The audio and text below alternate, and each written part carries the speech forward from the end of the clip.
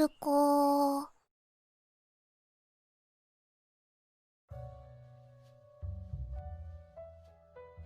What is up, my fellow viewers? This is Kekadi Otaku, and welcome to another honest review. Today we're gonna talk about one of the most well-known isekai anime in recent years, and that is ReZero Karahajimeru Isekai Seikatsu, the first season. There's also the second season, as all of you know, but since it is currently airing, I'll leave it for another video. As my previous reviews, this video will contain spoilers to the first season of ReZero. So, if you're looking for a spoiler-free review video, this one is definitely not for you, so please leave now. Thank you. I first heard of ReZero back in 2019, as I wasn't really into anime before that, so I didn't experience the hype that was probably going on in 2016 when this anime came out.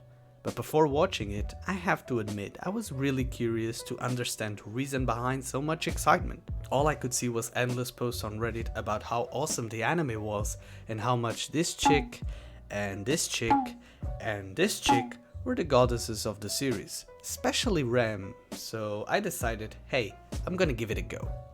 Nevertheless, for the sake of this anime review, I had to make sure all of my arguments were on point and that my verdict was as coherent as I remember the first time I saw it. So I decided to watch the Shinen Chuban version of ReZero.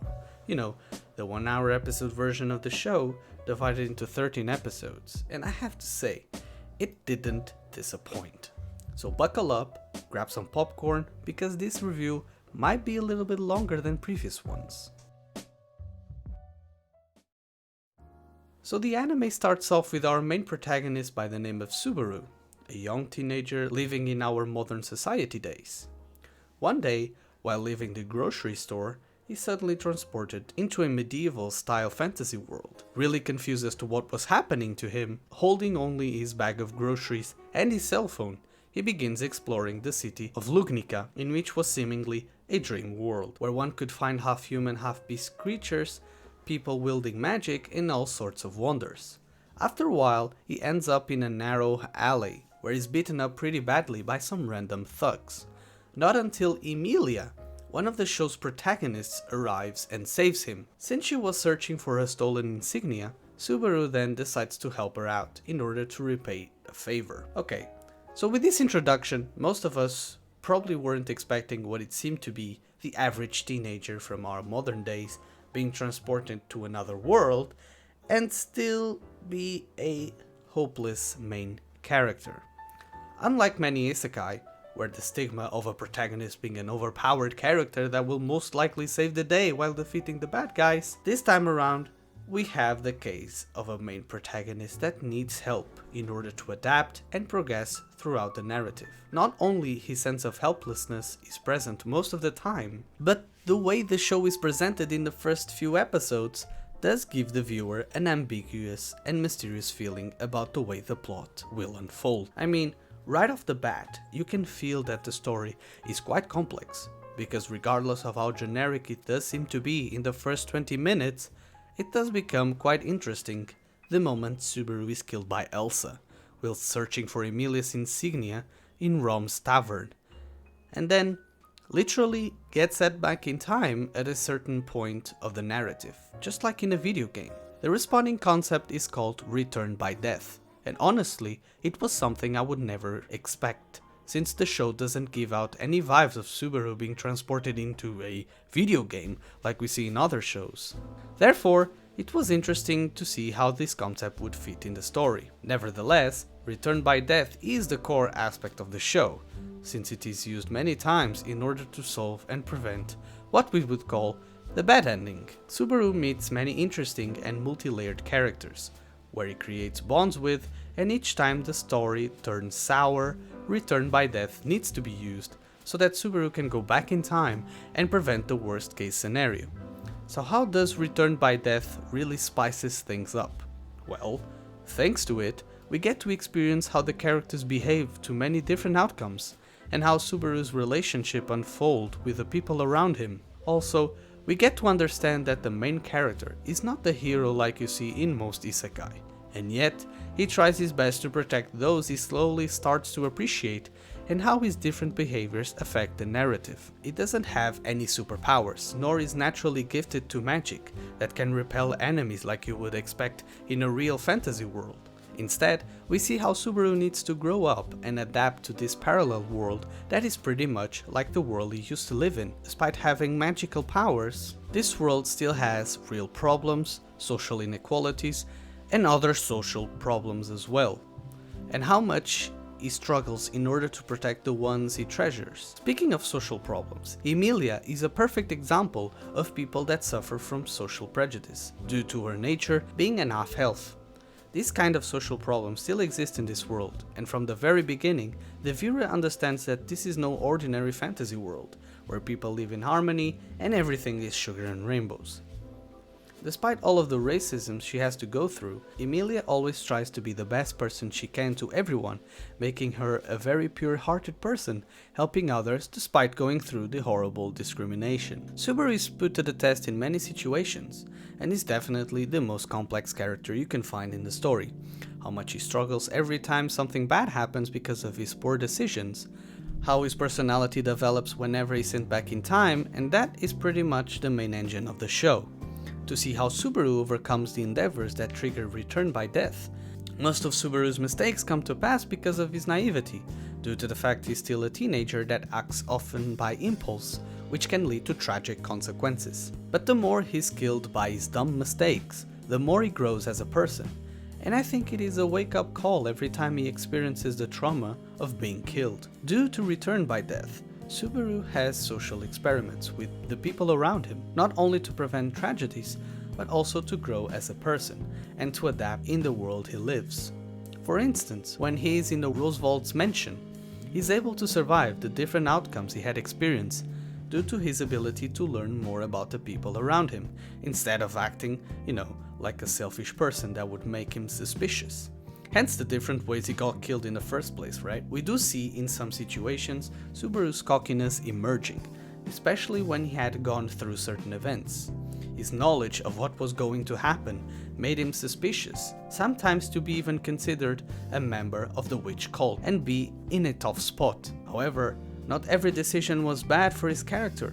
Like for instance, in the moment Subaru puts himself in danger against the mobbies for the sake of Rem's safety. It does show a growth in his personality, and these events do shape him up to be this guy that has the need to protect the people he cherishes. However, I shouldn't be praising Subaru too much because later on he starts having this cocky attitude, as if he didn't have the need to listen to Emilia when it came down to her ceremony presentation as one of the candidates to the royal selection. Thanks to Subaru's inability to understand her position, despite her looks, Emilia is indeed a powerful character, and unlike Subaru, she knows how to behave in this society despite the prejudices she has been targeted of for so long. Subaru, however, being a naive and immature boy and seeing Emilia only as his crush, he puts up a show in the ceremony, leading to ultimately humiliating her in front of everyone. Like many isekai, ReZero did well because it was given a dark tone to the story. However, it goes well beyond than being an anime with gore scenes with blood. It expresses the psychological trauma it can be to someone to experience physical and mental pain, going back in time and feel pressure to change the course of events in order to prevent an eternal loop of constant horror. And I believe this is when I could say good writing is on point, because a writer tries to connect and relate the story with its audience. In other words, the anime does revolve around an otaku that is borderline insecure about himself, which many of us can relate to Subaru easily due to the fact that we all made the same mistakes he did in the anime at some point in our lives.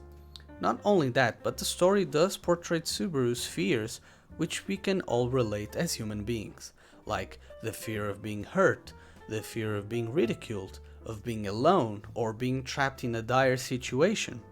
These kind of fears are present throughout the anime, and we know Subaru keeps having tragic consequences, not only because of the world, but also because of himself.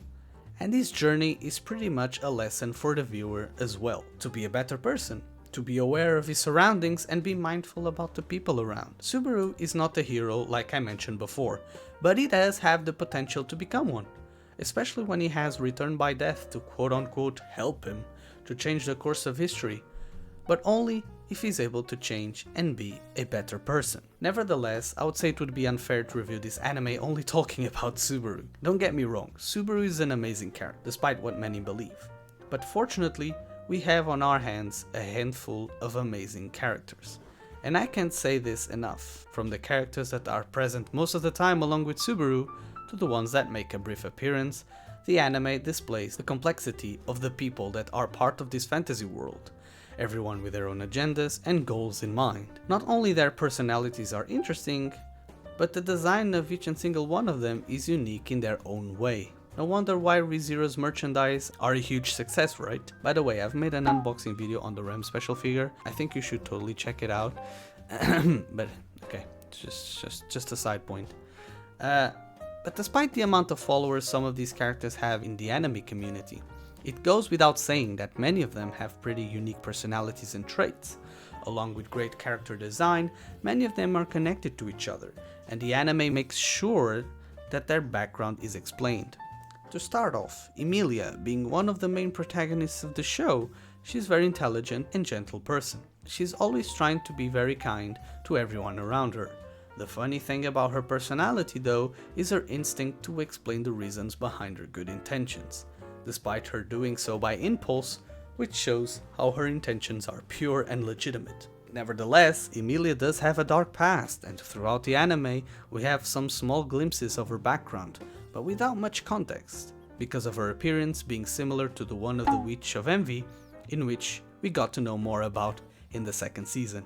She had gone through many hardships of hate, discrimination, and betrayal, making everything hard for her to even share her past with anyone. Her partner Puck, who seems to have a strong connection with Emilia, is of course adorable. I mean, look at him. He's so cute. Okay, look, he's so cute. Carry on. In all seriousness, besides his cuteness, he seems to be a magical being that has more to him besides being fluffy. He's very knowledgeable, and his relationship with Emilia goes beyond than talking telepathically, as he had shown at some point in the anime, in one of Subaru's bad endings, if we could say. If you go to the Rem and Ram duo, even though many believe Rem is the best girl, I think it is unfair to leave Ram in the dust. Considering how much more Rem appears in the anime compared to Ram, the pink-haired girl is underrated to say the least. I understand that Rem's character development, especially the way she treats Subaru, from being a simple guest during the mansion arc to then become really kind and treating him really gently, it was pretty satisfying to witness. However, Ram does show empathy and trust towards Subaru the more the story progresses, but in her own way, making her equally on par with Rem. Despite having a more cold and harsh approach, she's very helpful and self-aware of her surroundings. Despite being self-centered, she does show a lot more maturity compared to her sibling. She gives out the impression of being independent by protecting her sister, doing all the tasks that she has to without failing. Even her relationship to Subaru improves throughout the meaning behind Subaru's nickname given by her, Barusu. At the beginning, being served mainly to ridicule and demeaning Subaru for being a liability, to later on being a sign of respect and appreciation for their relationship development. Unlike Ram, Rem is a lot less confident compared to her sister. Despite how in sync the sisters are towards the comedy and satire scenes we see in the mansion arc in the beginning, she clearly becomes the target of Best Girl, because, along with Emilia, she's the character that spends the most time with Subaru, where we get to see the most about her, and also from the tragedies that happen to her along the way due to Subaru's poor decisions, like the body torture scene, and also other scenes towards the end as well. I do not think I need to explain how great Rem is as a character, as you probably know by now if you have seen the show. If we talk about Beatrice, even if you did not read the light novels, we can tell that there is more to her than meets the eye, from her origins all the way to her relationship with Roswald. But besides the mysteries around her, she's this cute little girl that in reality has a much more harsh personality, especially when Subaru first encounters her. Except for Puck, for some reason. I don't know why. Maybe she likes cats, just the same way as I do. However, It is interesting how her cold and aggressive behavior manifests in a more important way with Subaru around, making sure to remind him every time she sees him how insignificant he really is. Even more interesting is her paradoxical behavior, simply because despite her seemingly disliking Subaru, she does still seem to appreciate his presence whenever he enters her domain. Just to remind you, she's locked up in her library all by herself, and people can enter it only whenever she feels like it. Despite how annoyed she shows to be with Subaru around, she does help him in a lot of ways, a lot of times, in her own way. What is interesting is the connection she and Roosevelt have, which seems to be pretty mysterious. Speaking of Roosevelt, he is the Lord of the Mansion. He has a pretty unique personality as well. He's charismatic, a self-centered dude from the nobility, oozing a unique sense of humor. Despite their differences in their social status, him and Subaru do have a certain chemistry. Roosevelt seems to appreciate Subaru's presence because of his honesty and simplicity. Besides the comedic scenes, Roosevelt looks to be very powerful and badass at the same time, and whenever he needs to get serious, he does get serious. However, his mysteriousness and scariness behind the way he talks, and his appearances as well, makes him a very intriguing character that may have a bigger role later on in the story. When it comes to other supporting characters, despite not having much screen time, they do leave the impression to be interesting as well. Much like Rem and Ram, or Emilia and Puck, Felt and Rom also have a strong connection. Despite her abilities and all of her progress in life, Felt owes it to Rom. Because of how harsh the living conditions are in the ghetto, she had to steal from richer people in order to survive. Rom is this old merchant that also owns an inn in which he does his best to protect Felt. Elsa is this sadistic assassin that takes on jobs from certain clients that is pretty much a mystery as to why she wants Emilia's insignia. Reinhardt is the OP character that Subaru should be looking up for. He's very calm, kind, and yet a deadly character that can pretty much destroy anyone in his path. Being a member of the Royal Guard, he has to be the hero of the people, helping out the weak whenever he needs to, and put up a good example on how an heroic character should be. Felix is the Astolfo of ReZero. Yes, it's a boy. Felix is this cute and adorable character that pretty much serves as the advisor for Crush, one of the members of the Royal Selection. Betelgeuse Romani Conti is the name. One of the main villains of this season. Is a really intriguing character to say the least.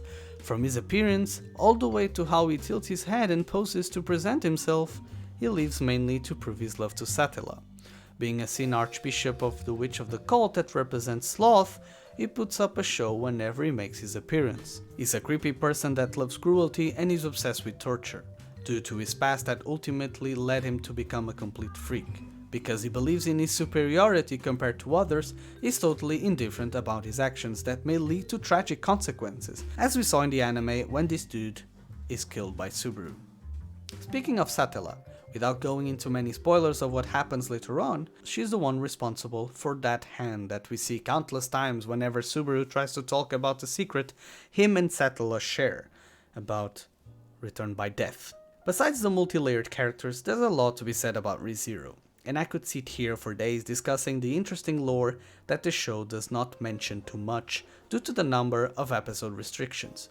But if you are interested to know more about the lore, you should probably check the reading materials that give out much more details about the background of every character and the lore that composes ReZero. From war to religion to racism, this story has a lot of that. Unlike your usual isekai, where the characters are sent to an ultimate mission to kill the bad guy, in ReZero, Subaru is in a complex world where every aspect that composes this sphere matters.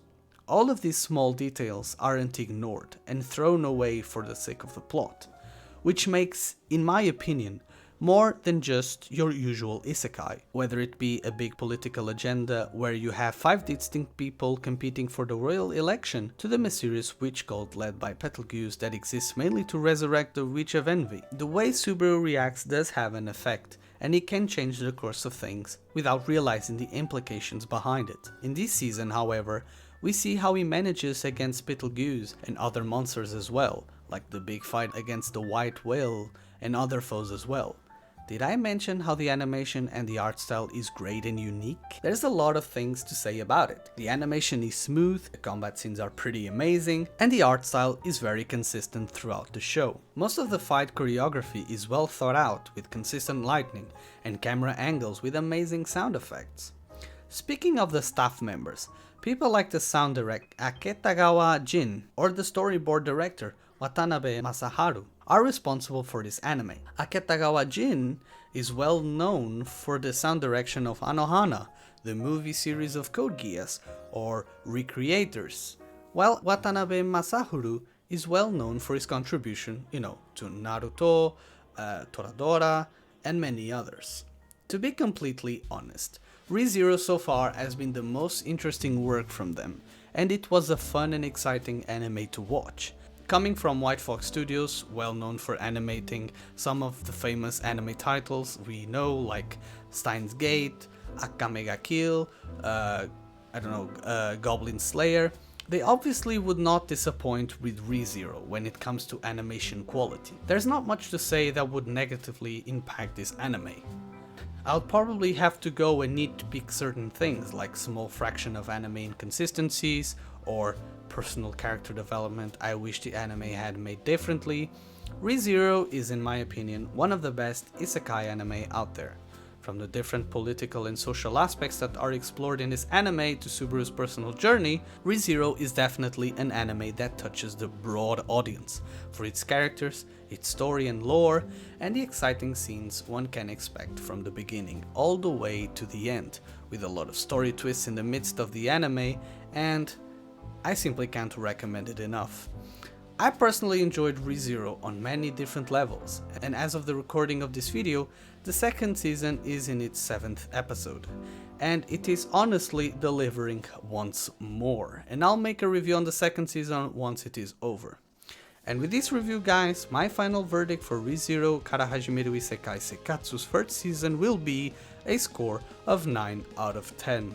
A side note though, before watching the second time I had given a score of 8 out of 10, but rewatching the whole anime made me pay more attention to details as I described in this review, and I believe this anime deserves much more praise than what I initially gave. Thank you so much for watching today's review, I hope you enjoyed. I'll be continue posting videos on the channel like I always do, and yeah, that is pretty much it guys. Don't forget to watch your daily dose of anime because it's good for your brain and heart. Take care, and I'll see y'all in the next video.